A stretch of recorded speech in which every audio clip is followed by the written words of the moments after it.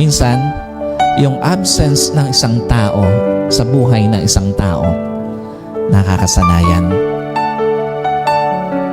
Kahit sa umpisa, pero later on, dahil sa tagal ng panahon na iniwan ang asawa, nakakasanayan na nung asawa na wala na siya sa buhay niya.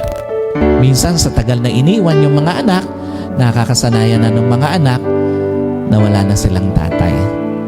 At minsan sa tagal na iniwan ng pamilya, nakakasanayan na ng pamilya na wala na silang tatay.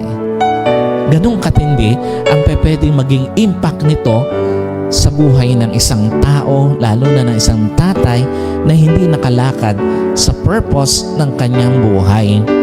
Kaya nga ganong kaimportante na maging malinaw sa atin yung purpose ng buhay natin bilang mga tatay, yung role ng buhay natin bilang mga tatay, yung responsibilities, bakit nilikha tayo ng Diyos at nilagay sa isang pamilya.